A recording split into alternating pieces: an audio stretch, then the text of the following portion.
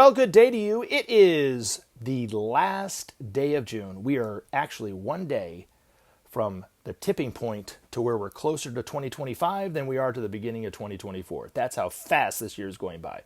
But wherever you are, whenever you're listening to this video, I hope you're having a great day. My name is Gary Willing. I want to welcome everyone to Search for Signs. And as I always like to do, the only advertisement you'll hear on this channel coming from me, not YouTube, is advertising the background information on the websites that I provided links for in the description portion of these videos. If you look in that portion, whether it's to the side or below the video or whatever, you'll see a bunch of links that will take you to websites that talk about this information. I put the two, I think, best links at the very top. So if you're new and you want to know more, check out the Share International site. You'll get a lot of really good background information that you can read there. If you're somebody that would rather just listen to a video again from Benjamin Creme, who was the spearhead of this information, the link right below that is of a video that is an hour-long interview where he's talking about different topics. And you can get a really good sense of this information from hearing it from Benjamin Creme, for sure.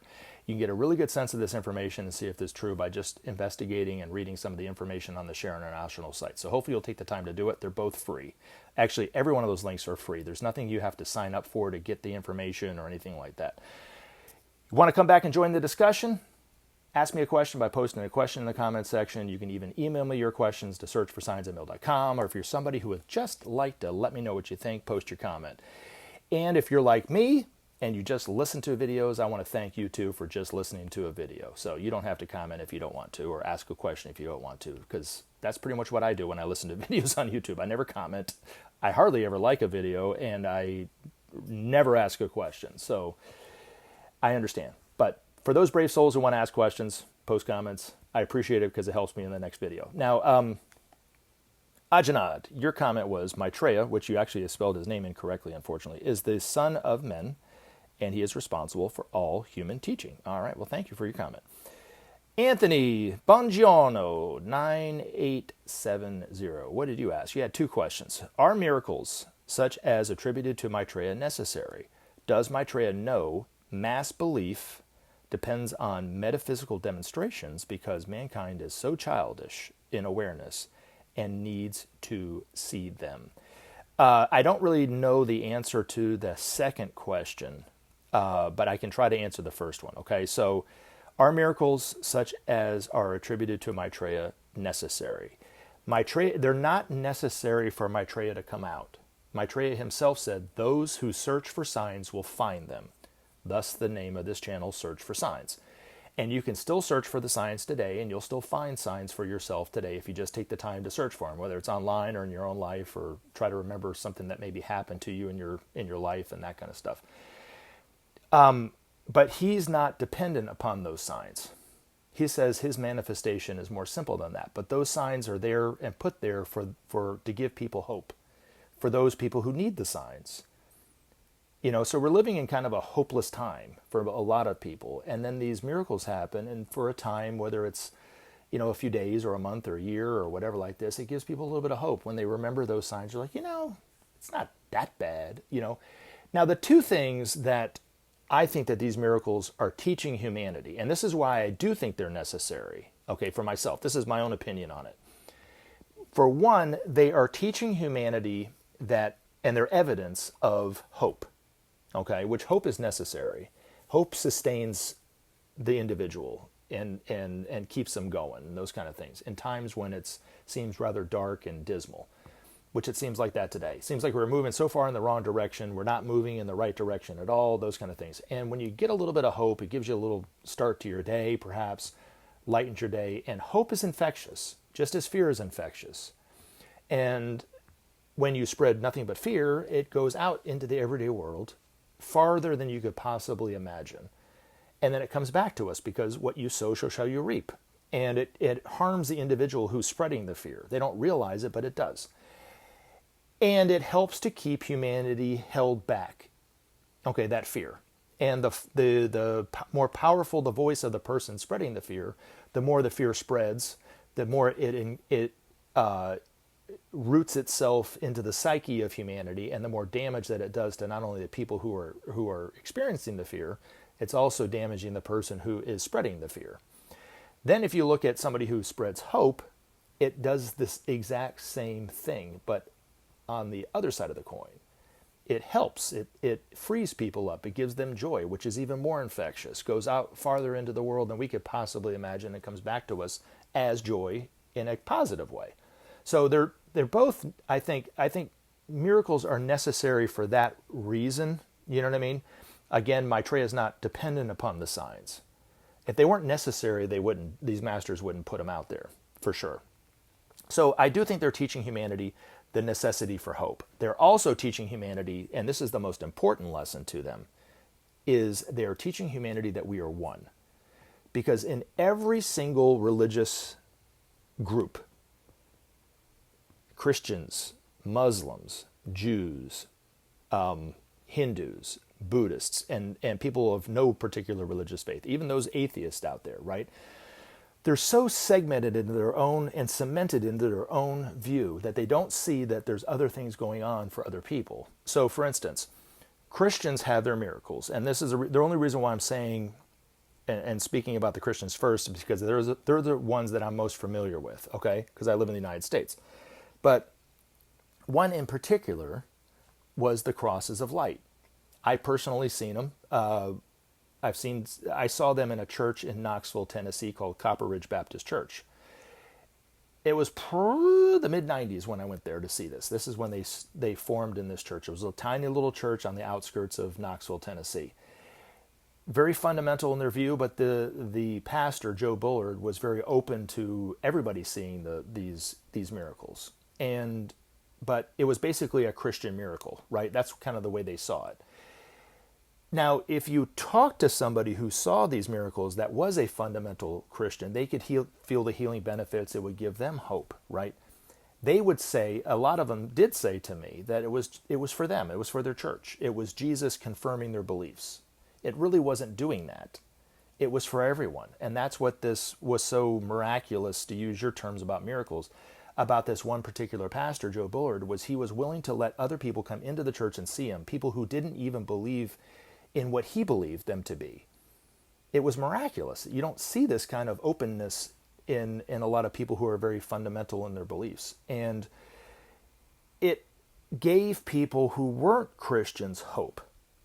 And the other thing, too, is then you look on the other side of the planet, around that same time that I saw these, there was a miracle that happened in Hindu temples where people who normally as a ritual, they would, at this certain time of year, they would offer the statue Ganesh or whatever offerings of milk, spoonfuls of milk. And nothing usually happens when they offer the Ganesh god milk. Then they have to kind of spill the milk out.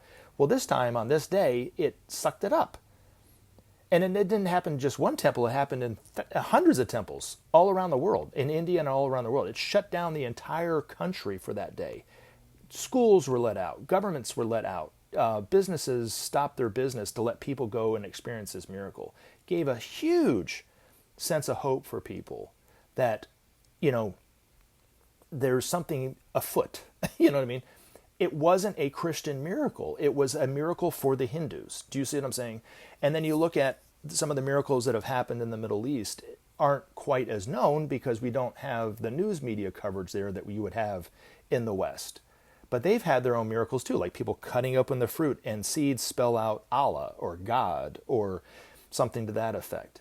And there's just been hundreds of miracles over the past few decades all over the world in all different walks of life, giving people hope. So it's true to say, and this is the question that I always kind of pose as a rhetorical question, isn't it true to say that if the hope for mankind is given to all of mankind, then the hope for mankind is for all of mankind?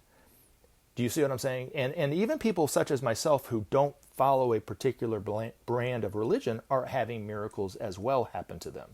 The other thing, too, that happens on a daily basis that hardly ever gets media coverage are people who are being helped and saved individually by these masters, whether it's psychologically, physically, or whatever, emotionally, or whatever. And there are people all the time in all walks of life, all over the world, who are perhaps depressed, contemplating suicide. They're walking through the park, and here comes this figure, this person, who ends up being one of the masters, disguised as a regular person, never claims to be Maitreya, never claims to be the Christ or the way to teacher or Jesus come back or whatever like that, is just talking to this person one-on-one like a normal person, but says something to them. Their energy, their love awakens within them their heart chakra, and they're no longer depressed. They see that life is worth living. So for them, that miracle maybe was necessary. Do you see what I'm saying? And yes, humanity is on the lower end of the spectrum in terms of their spiritual development relative to the other planets in our solar system. But this is the planet that we have, and we're here where we're at, and we're on the path, and we're moving. We're on our way. We've come a long way since these masters have pulled away from teaching humanity directly in that way. But Ben's master said, and I quote in an article, "The age of miracles has no end."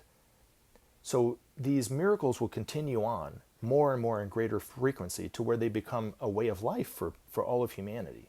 One will be the healing of humanity in a way, partly because of the way that we come together as one humanity, but also too just being in the presence of these many masters that will be out teaching humanity directly. We'll be able to benefit from their joy, from their wisdom, from their love, their healing, those kind of things in a way that we couldn't for eons. It'll be an age of miracles, really. The healing waters that have already been discovered in 3 different areas, and one in Mexico, one in Germany, and one in India. There will eventually be close to 800 of these healing wells all over the world, and will continue to increase in potency throughout the coming age. It will heal humanity in a way that we can't possibly imagine today. And what is the age-old symbol for Aquarius? The water carrier. Thus, the miracle of the water. So there's symbols for those things too. But yes, the miracles are necessary for humanity, but they're not necessary for Maitreya to come out. Does that help? And the real miracle will be when humanity starts the principle of sharing. That in and of itself will create miracles that we can't possibly imagine. Because they're not miracles per se in the way that a cross of light would be or healing waters would be. But it will heal humanity in a way that we can't possibly imagine today, and thus will be a miraculous event. It will bring nations together in an alliance with one another. They'll start to trust one another. They'll bring about goodwill amongst those nations. But this will be a miracle that humanity will create for itself if we just try the principle of sharing. None of the world leaders are talking about sharing yet. When they do, when they try it, it will eliminate abject poverty and starvation within a week. It'll be gone.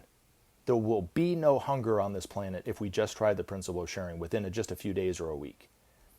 And as the poet Federico Lorca, the Spanish poet from the turn of the 19th century, the way he put it was, there will be the greatest spiritual explosion on the planet when hunger ends. We don't understand exactly the joy that will explode from the hearts of all humanity when hunger is no longer a thing on this planet. Even those who have never experienced hunger for themselves will experience joy in that way. It'll be a miracle of miracles, just that one thing.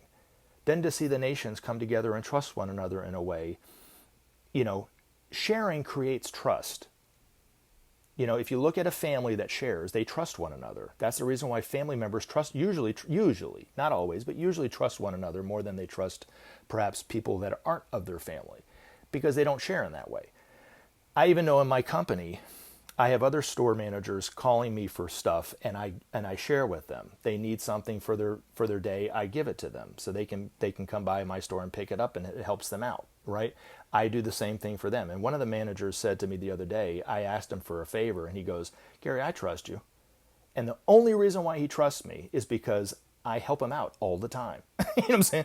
And that's the same thing with these nations. Once the United States and Iran start to share the many resources that are in Iran and the many resources that are in the United States, they give a little bit of those excesses to those nations.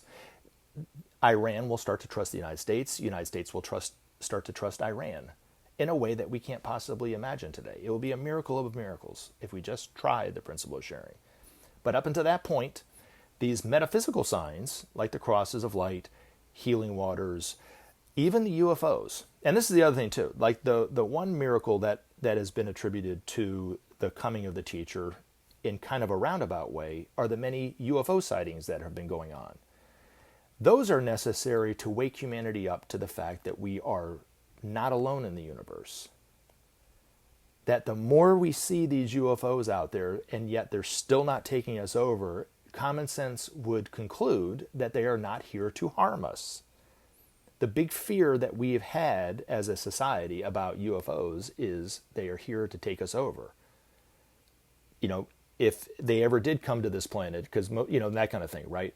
Well, now that we're seeing more and more evidence of these UFOs, as our world leaders are starting to come out and starting to talk about UFOs, they're starting to talk about the meetings that they've had with high levels officials in governments. And I'm speaking about the United States, which happened 3 or 4 years ago.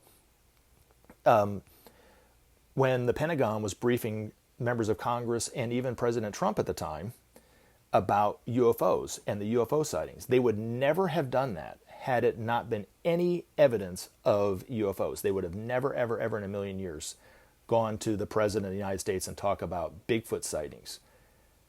You know, that never happened. You know what I'm saying? So you see what I'm saying? Unless there was actual Bigfoot sightings. But, you know what I mean? But the UFO thing is actually more and more evidence of them because people have their phones. They're starting to see it. They're starting to see more and more evidence of it in terms of the crop circles and the crop patterns and those kind of things. But it's quite extraordinary, but it's waking humanity up to the fact that we are not alone in the universe. That will change our perception of ourselves, our place in the world and our place in the universe by just knowing that there's life on other planets. You know, be quite extraordinary.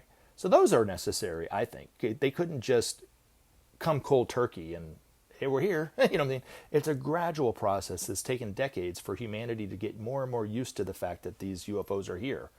To where today, for the most part, people don't get totally triggered when you talk about UFOs. When you see UFO images, most people go, yeah, I can see that. They don't really know where they come from. They don't know why they're here. They don't know if they're good or bad, but they have a general sense that there's probably some truth to it.